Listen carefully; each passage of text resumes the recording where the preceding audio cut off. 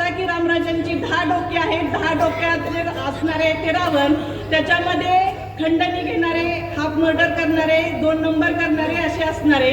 मग माझा आज एक फलटणकर म्हणून त्यांना प्रश्न आहे की आज तुम्ही फलटणच्या हक्काचं पाणी बारामतीकरांच्याकडे का गहाण ठेवलं? तो तर बदल झालेलाच नाहीये. तुम्ही होऊन फलटणकर बारामतीच्या उंदळीने आज का पाणी पिताय? त्यानंतर आज तुमचे बुरुंगे सरांच्या मांडीला तुम्ही बसताय. मग आज तुम्ही किती टक्केवारीसाठी त्यांच्यासाठी सेटलमेंट केली? 10 तोंडातले निम्म्याच्या वरती तोंड तुम्ही घेतली. तर आज ती 10 तोंड कुठल्या वॉशिंग मशीन मध्ये, कुठल्या निर्म्यामध्ये धुतली की रावणाची 10 तोंड तुमच्याकडे गेल्यानंतर रामाची झाली? आज आपण बघतोय की सकाळी आले मुख्यमंत्र्यांनी नेहमीप्रमाणे पाठीमागेही क्लीन चिट दिली, आताही क्लीन चिट दिली. सोशल मीडियावरती त्यांचे हात वर करून झाले की मुंडेताईंच्या प्रकरणाशी आमचा काहीही संबंध नाही. आपल्या मुंडेताईंनी जी चिठ्ठी लिहिली होती, जी तक्रार केली होती, त्या तक्रारीच्या पहिल्या पानावरती असं लिहिलं होतं की माजी खासदार साहेबांचे PA येतात, फोन करतात आणि माझ्यावरती दबाव टाकतात फिटनेस आणि पोस्टमॉर्टम रिपोर्ट बदलण्याचे.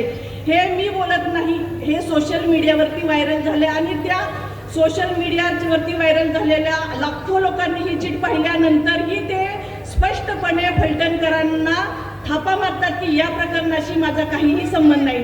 ती काही धरून चालूया की मुंडे मॅडमच्या प्रकरणाशी तुमचा काहीही संबंध नाही. मग आमच्या ननावरे दादांच्या प्रकरणाशी तुमचा संबंध येतो.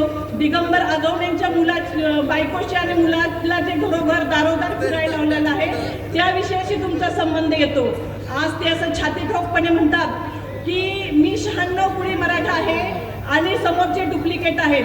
तर मी असं म्हणेन की ननावरेंच्या आत्महत्येमध्ये तुमचं नाव आहे, आगवणेंच्या मुलीच्या आत्महत्येमध्ये तुमचं नाव आहे, मुंडेताईच्या आत्महत्येमध्ये तुमचं नाव आहे.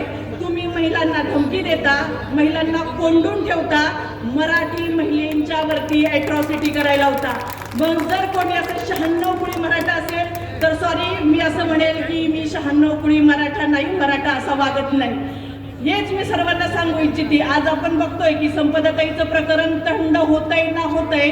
गेल्या आठवड्यामध्ये त्याच रुग्णालयामध्ये रात्रीचा दिवस करून, कष्ट करून, शिकून, उच्च शिक्षित होऊन बनून आलेले डॉक्टर, ह्या डॉक्टरांना ह्यांच्याच कार्यकर्त्यांनी दिवसा ढवळ्या जाऊन मारहाण केली आणि इलेक्शन डोळ्यासमोर आहे हे लक्षात घेता हे प्रकरण त्यांनी दाबण्याचा प्रयत्न केला.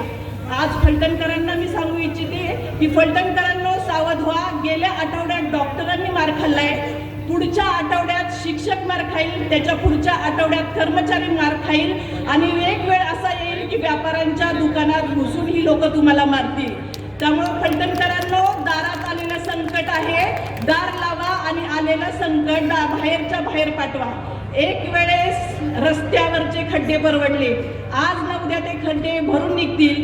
पण अशा वृत्तीची लोक जर फलटणमध्ये वाढली तर तुमच्या दुकानात, घरप्रपंचात, घरामध्ये पडलेले खड्डे अख्खी पिढी जरी संपली तरी ती तुम्ही भरून काढू शकत नाही.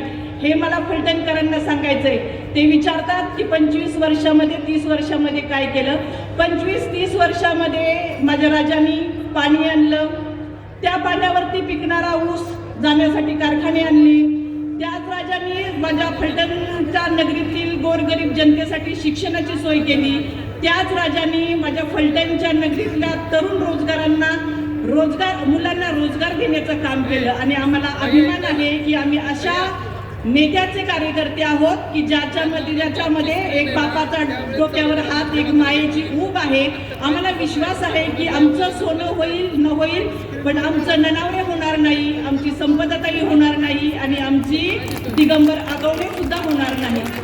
आज प्रत्येक घरामध्ये लेकीबाळी आहेत आणि प्रत्येकाने एवढंच गाठ मारून ठेवा की आपल्या लेकीबाळीला आपल्याला सुरक्षित असं फलटण द्यायचंय आणि ते फलटण फक्त आणि फक्त महाराज साहेबांच्या माध्यमातून, शिवसेनेच्या धनुष्यबाणाच्या माध्यमातूनच फलटणकरांना मिळणार आहे. ते वारंवार विचारतात, भाषणं करतात, स्टंट केल्यानंतर तरुणांना आकर्षित करण्यासाठी एक त्यांचं वाक्य असतं, बाबांनो पाया पडायचं असेल तर आई वडिलांच्या पाया पडा, वडीलधारांच्या पाया पडा, यांच्या पाया का पडता. तर मी थोडक्यात सांगू इच्छिते, 800 वर्षांच्या संस्काराची परंपरा बरोबर घेऊन छत्रपती शिवाजी महाराजांचं सासरवाडी, माझं माहेरघर आणि छत्रपती शंभू महाराजांचं अजूळ असणारं 800 वर्षाच्या परंपरा आणि विचार घेऊन पुढे आलेलं श्रीमंत मालोजी राजेंचं घराणं असणार आहे. श्रीमंत रामराजे नाईक निंबाळकर हा एक विचार आहे, ही एक संस्कृती, आणि आम्ही कुठल्याही व्यक्तीच्या पाया पडत नाही, आम्ही त्या गादीच्या पाया पडतो, ज्या गादीकडे संस्काराचा, विचाराचा आणि उच्च शिक्षितपणाचा वारसा आहे. तर तुम्ही जर हा प्रश्न करता की समोरच्यांच्या आम्ही पाया का पडतो, तर तुम्ही सांगावं की जी 4 लोक तुमच्या पाया पडतात ती का पडतात, म्हणजे तुम्ही राजा मानत नाही, तुम्ही प्रजा मानत नाही. तर मला असं वाटतं की छत्रपती शिवाजी महाराजांची गादीही तुम्ही मानत नसाल.